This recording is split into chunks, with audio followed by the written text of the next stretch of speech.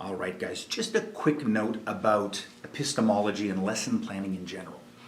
If you watch my first 2 volumes on intervention and control, you're going to notice that we start off with ground control and we sort of look at basic positions, how to approach, how to pin, how to master the person when we're there, and then we work our way backwards and we look at how do we get the person down to begin with, and then how do we get to the go-to, how do we get from the front to the back to get the harness to take them down to get back to that ground control.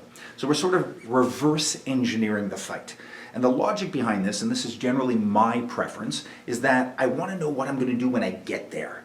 If I work in the reverse manner, which is the common way that most curriculums are designed, and it's certainly the way that this 3rd volume is designed, I work in a procedural manner. How do I initiate? How do I stand? How do I initiate contact, get to the back, take the person down, and then do ground control? So the order of instruction follows the natural sequence of the fight. The problem is you're always trying to teach a skill that gets you to a place where you may not know what to do. I'm teaching you how to avoid contact and then initiate contact, but I don't yet know what to do with contact.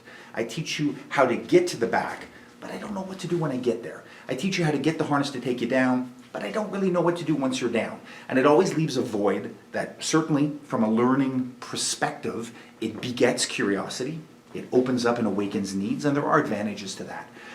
The problem is if we're talking about skills confidence, I prefer to start with the contact. Start with the punch touching the body and learn how to move, learn how to align it, make distance, and then generate power, and then learn how to generate that power from a stance. I like to work backwards because then I immediately have the yeah but answered. I prefer to start with ground control and contact and have that mess. So often I've seen officers and interventionists being trained in the reverse manner. They're learning all of these meticulous fine motor control, and they don't really know how to put somebody down, and they don't know what to do once they get them there. And then every little bit of resistance, every bit of friction that they encounter in their training dynamic, which naturally bubbles up, no matter how well you control it, then creates this little skills confidence crisis. By doing the inverse, by beginning with the worst case or the destination first, and then working back from the objective, I find that people are able to embrace the mess, to understand that it's never going to look perfect, but to have confidence, kind of like putting somebody in the water to teach them how to swim, and then teach them the stroke. Get them in the shallow end, get them wet, and then teach them how to float, how to move, how to hold their breath in the context. So while both methods work, and I've presented my preferred method in the first 2 volumes and the more established and accepted method in the 3rd volume, I much prefer to start with the final destination first and then to work our way back.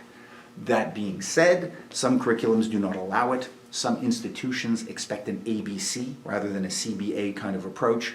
It's really up to you. You can make both great and both work, but if nothing else, I widely and strongly encourage you to try both approaches to see for yourself if you might prefer one over the other.